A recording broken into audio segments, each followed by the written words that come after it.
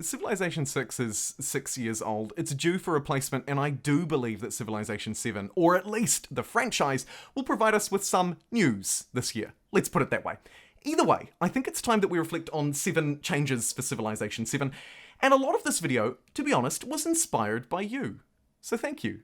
Not just for the supporters during live streams, but for those specifically who voted and commented on this poll. You informed it, and I read every single comment, and I loved it. Let's talk about my top changes for Civilization 7, and in the background, there's some really spicy Inca gameplay from Civilization 6. Of course, the closest game that I will be reflecting on throughout this. However, I'll also draw some findings from similar titles, Civilization 5, and Humankind, 4X strategy games that make a difference and matter, but are all slightly different in their own unique ways. I'm going to cover off lots of things in this video, and I would love your feedback along the way. And finally, before we talk about districts, which is going to be where I'm going to start, I'd just like to say, if you wouldn't mind subscribing or liking the video, heck, commenting below, whatever you'd like to do, I would really appreciate your support. Videos like these can reach a wider audience, but they can't do it without help from you. Anyway, shameless begging aside, let's move in and talk my first topic, districts. Civilization 6 introduced districts for the first time to the franchise, and largely they were pretty good. However, I argue, also rather flawed. These are my 3 changes I'd like to see applied to them. First and foremost, I really think they need to be either deployable, replaceable, maneuverable, whatever it might be. I'd like to at least be able to remove some of them, even if it comes at a great cost due to balancing issues. I don't mind. An example that comes to mind is a holy site. You lay it down 4,000 years prior to the real modern era, to the modern age. Here and now, it's a circle of stones, and yet I can't destroy it or remove it. I know that different districts may have a different societal context, so let me give you another example. Perhaps an industrial district that 2,000 years later morphs into an economic one. These are examples in the real world, but also in other games, and I think that I'd like to see that play out in Civilization 7 as well. A more flexible district system. And actually on that, the second thing that I think could change with them largely revolves around the adjacency system, but at a higher level. I'm talking lighter district planning or better tools to allow me to plan it. This goes for new players, sometimes players, and also experienced ones. I think we can all benefit from a district system that is easier to plan and engage with, specifically around those adjacency bonuses. If they are coming back, I would like at least to have better tools to plan around them. I know that Civilization 6 and the wonderful modding community have added loads of ways to improve that. Indeed, I covered many of them in my recent The Best Mods in Civ 6 video. If you'd like to check that out, it's on my channel page. And I think that Civilization 7 can learn from that. It will of course matter when Civilization 7 comes out more than anything, because we won't have mods to fall back on. Finally, when it comes to developing the district system, I'd like to see some kind of generic district, or some sort of chameleon district, if you will. One that can be generically able to be changed or morphed over time.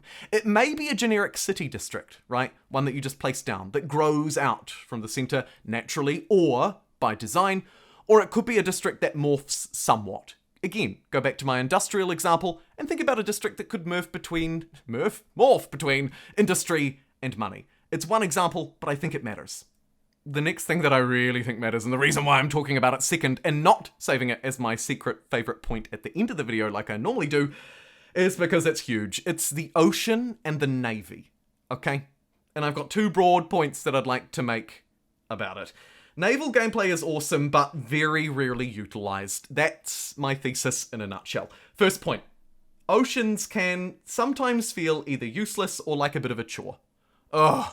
That thing's all those tiles over there, and I have to get this technology or get this thing to do the thing. Whatever it may be. Or, I can't go and engage with that person because of all this ocean. Now, that's not the ocean's fault. It's technologies, it's units, it's options, it's variety, whatever it might be. Something about the ocean, naval warfare, naval gameplay, and Civ games, and actually, to be fair, really any historical 4X strategy game, leaves something to be desired. I feel as though it lacks content, it lacks resources, it needs more dynamic events, and likely some sort of extra diversity of yield as well. I know that we have whales and pearls, as you can see on screen, but really that's not enough. I believe that to be too simple. I'd like to see coastal tiles, for example, patches of coastal tiles or patches of ocean tiles yield considerably more money or food. I think it's a simple, arguably, historically, or at least real-world accurate way that oceans could become more interesting. The second element is, of course, how we interact with them, largely above them, but sometimes also beneath the surface as well. I think we need more emphasis on naval units, more of them, particularly in the early game. Basic ones that perhaps could interact with rivers. More on them later in the video. I've got something to say about those. But also the way that the AI interacts with the ocean, interacts with naval resources and rivers. Just like us, they don't prioritize it either. Even the most interested civs in the sea. Think Maori, led by Kupe in Civilization 6. Or maybe civs like Portugal and others. Even those civs don't build naval units, even really when they should be, in their heyday, in their prime time, where they have their most powerful units. I still find that quite often there's a lack of emphasis on naval gameplay by the AI, and I think if we can encourage the AI to use these new units and changes that I'm encouraging, then we will use them more as players as well. In a way, we'll be forced to, but hopefully in a way, we'll want to. Next up, my third point in this video is diplomacy and economy, and specifically the diplomatic victory and maybe a merger between the two.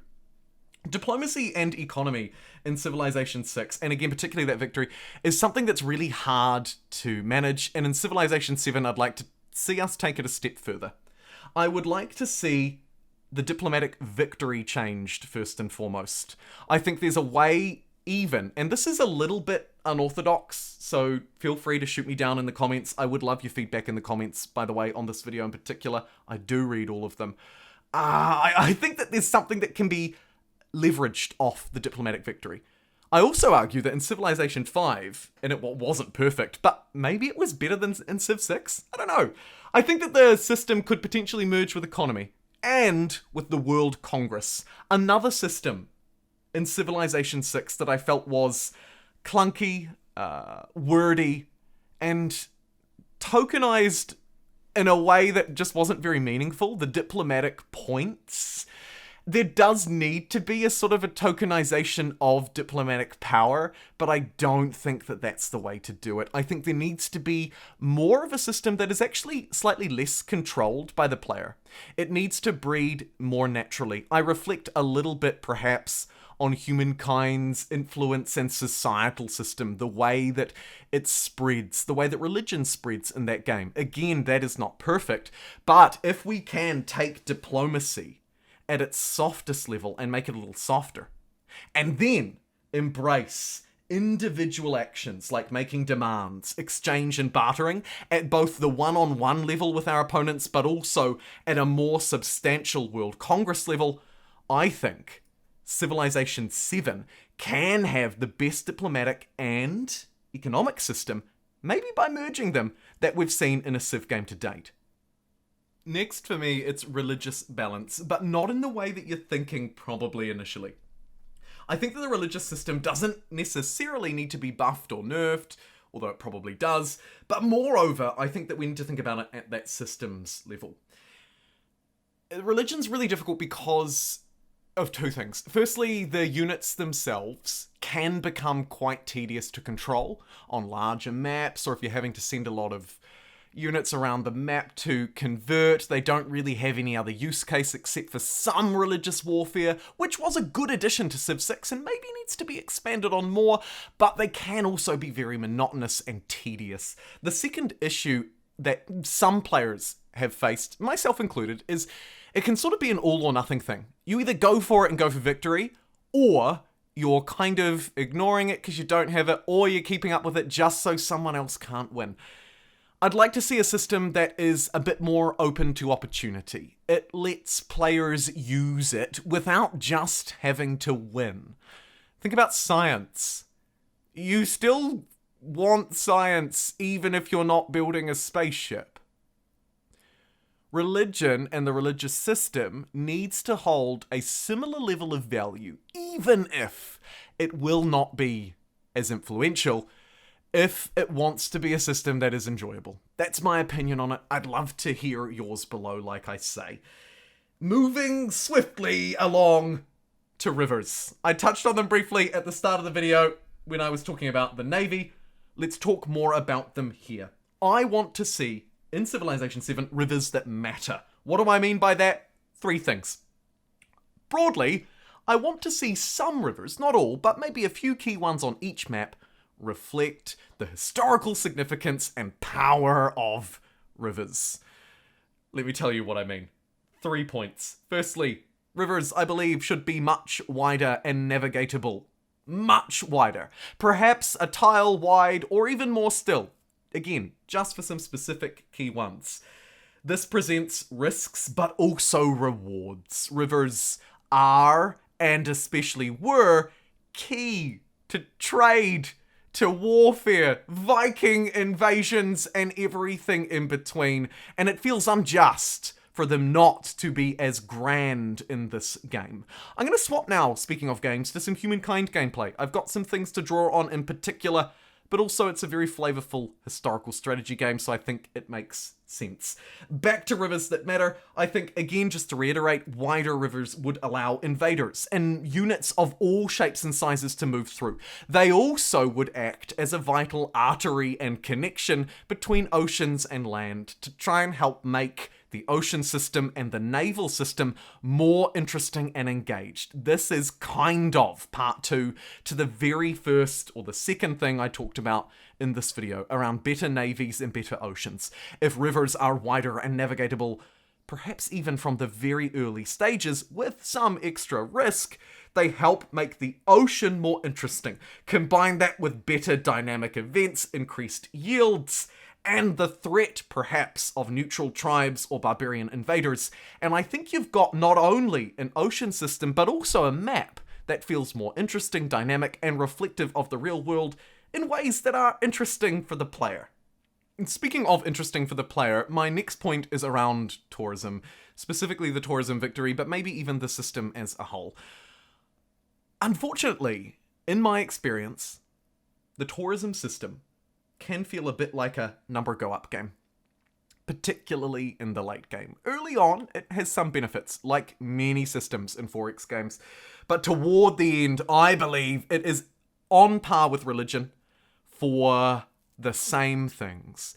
Number go up game, produce a lot of units, spam them out and click. They have one function and one purpose. I'm thinking rock bands, but really many examples will do.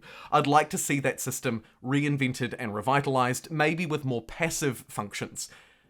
And lastly here, I want to focus in on these units on Babylon. Look at them, 4, 3, and 3. For those who don't know, what that means is the left army has 4 units, in the middle it has 3, and the right one has 3. Those are armies, not individual units. The reason why I'm bringing it up is because I would like to see Civilization 7 not only change its combat system, but also the journey of combat, which is largely exploring the map and navigating your units to where they need to be. Defensively, offensively, it doesn't actually matter. Humankind does it very well, and I think Civilization 7 should at least copy, if not build on this system. In a nutshell, your units can combine into armies. They don't need to be the same, okay? It's not a Civ 6 thing where I can combine 3 or 2 like-for-like units and merge them into a core. This is different. This is like other games, think the Total War franchise maybe, or many others, where we take our units, combine them into an army, march that army across the wider map, and then once they arrive at a city or at a battlefield, if they find somebody to fight, you zoom in.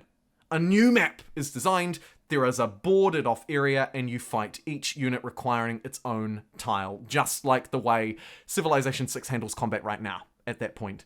Except more nuanced, more interesting elevation features, natural features, and units that have very specific promotions, okay? This is not just a +1 from this or a -1 from that. This is a system that actually gives individual units more or less strength depending on their unique characteristics. Think the Praetorian Guard here, for example, that I'm healing up, right? A unique unit that benefits from having at least one other unit of its type nearby. I'd like to see that built on more. These are my 7 changes for Civ 7. As I said at the start of the video, this is not an exhaustive list. Indeed, you could probably come up with 70 of them if you'd like. And I would like to hear more of what you have to say below, because this will not be the last time that we think about Civ 7 or cover news. I'll see you in the next one.